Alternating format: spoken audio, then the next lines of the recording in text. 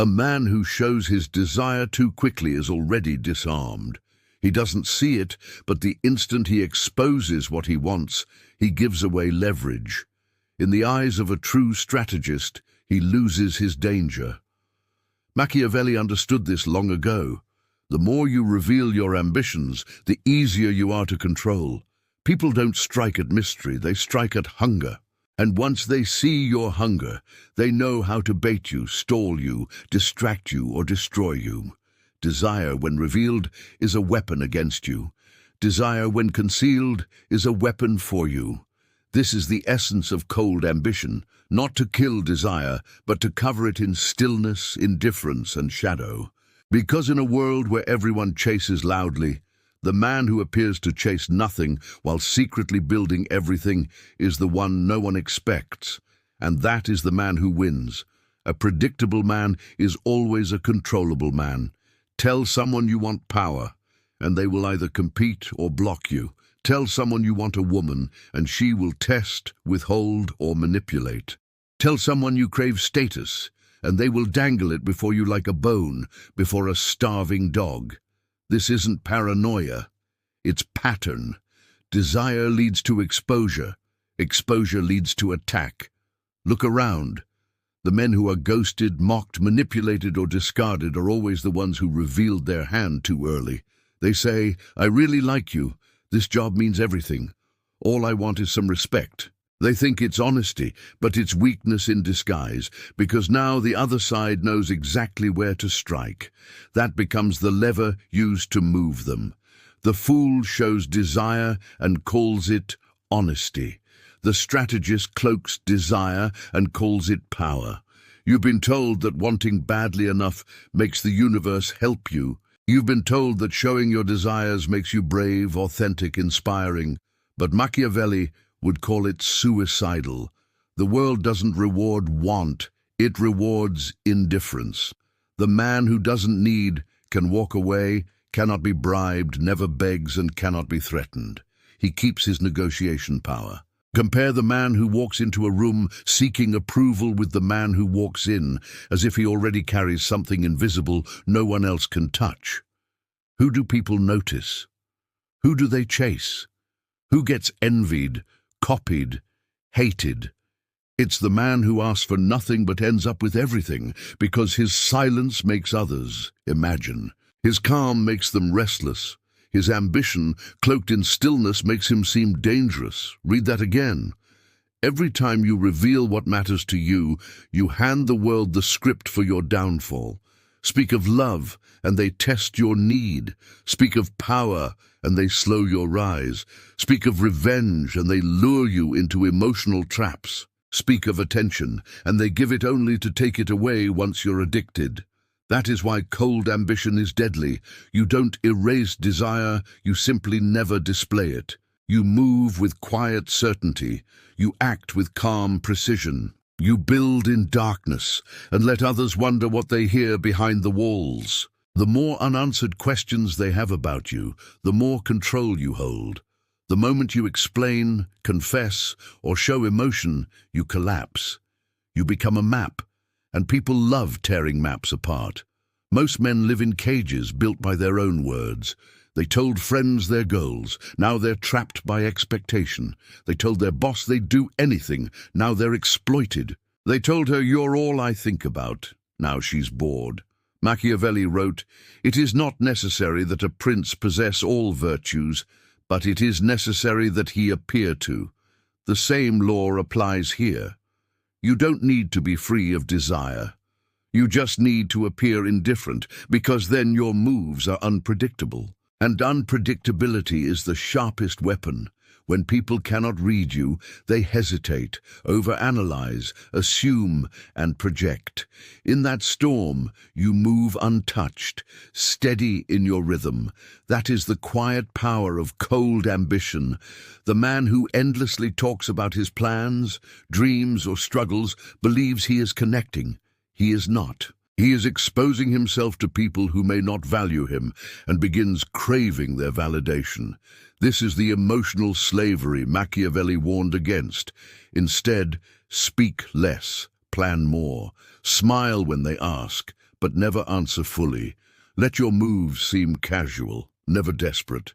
And if you ever mention desire, speak of it as if you already left it behind. Because then you don't look like a man chasing, you look like a man who could have everything but chooses carefully. And nothing is more magnetic, more terrifying, more unsettling than the man who doesn't chase. You don't need to erase desire. You need discipline in how you reveal it. Even Machiavelli wrote with ambition, but he wrapped it in layers, principles, riddles, codes, never raw feelings. He knew how to encode desire into strategy, never confession, and you must learn to do the same.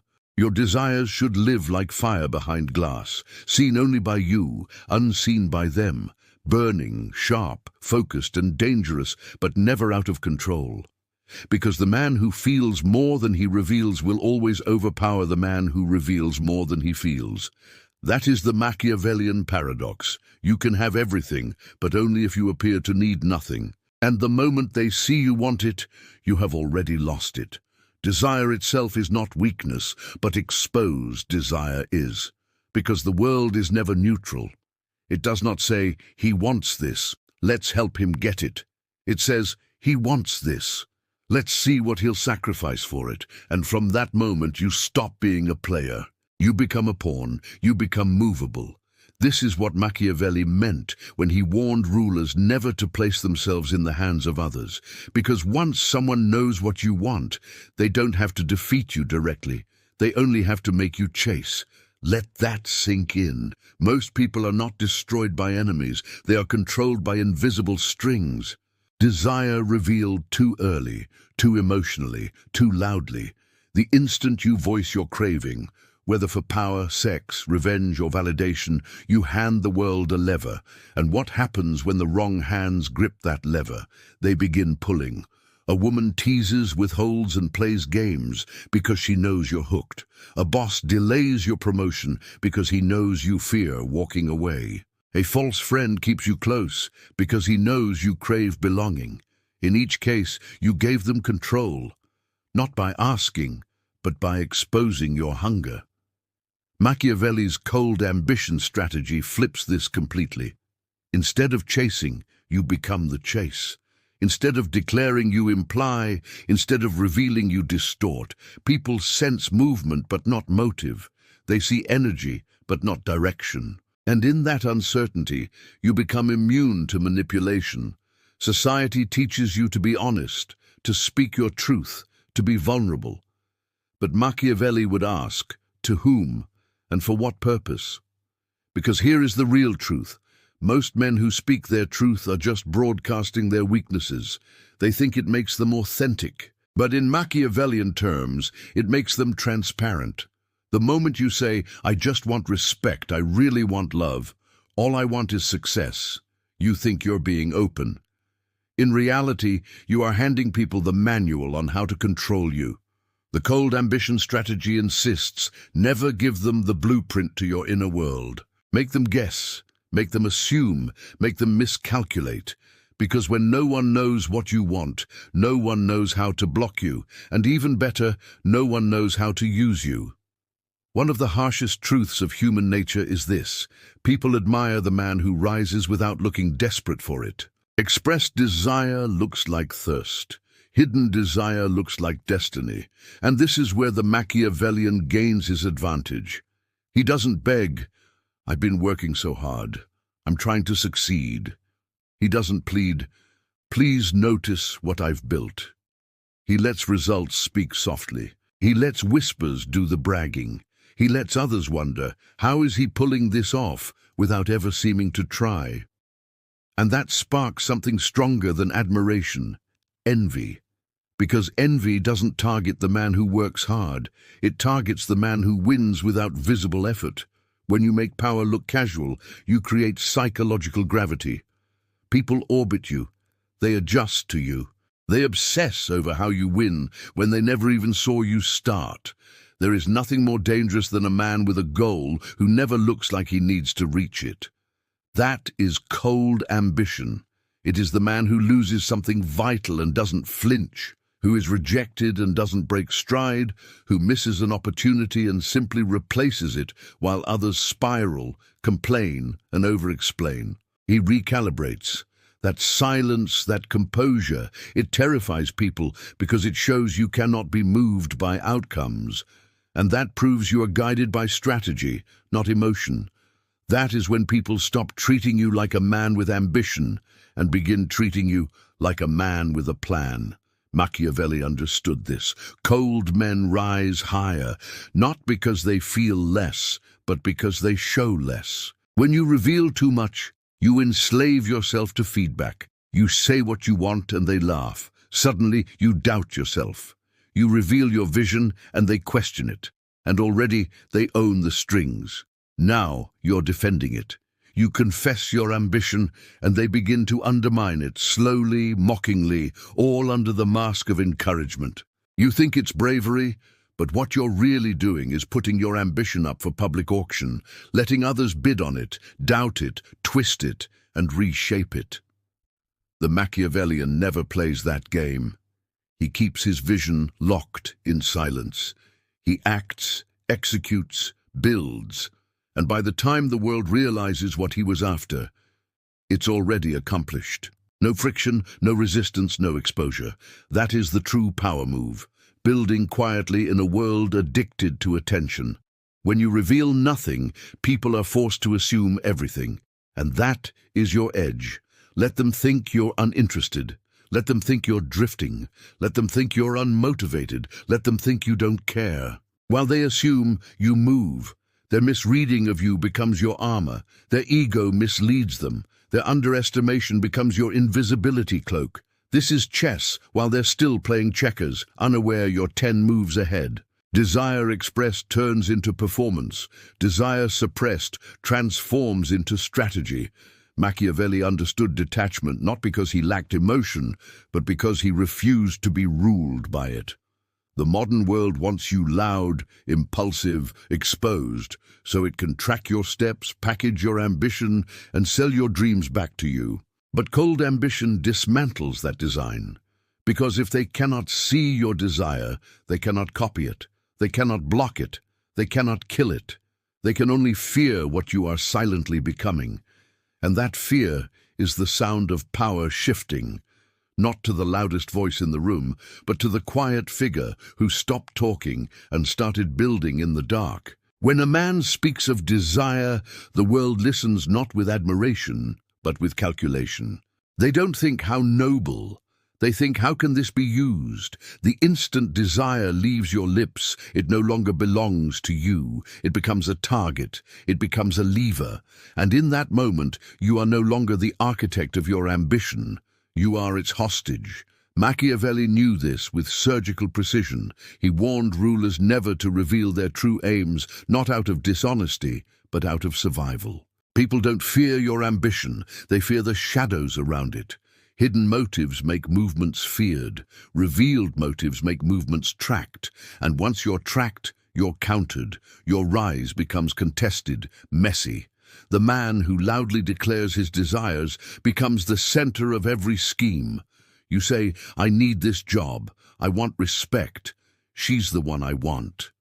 And instantly, you're exposed. The employer knows you'll accept underpayment. The people around you know withholding respect breaks you. The woman knows you'll chase, and chasing is the death of masculine mystery. You made yourself visible, and visibility without leverage invites attack. The Machiavellian knows hunger belongs to private moments. You can desire deeply, but never reveal desperation. You move as if your plate is already full, even when you're hunting, especially then, because in power games, the man who looks like he needs nothing ends up with everything.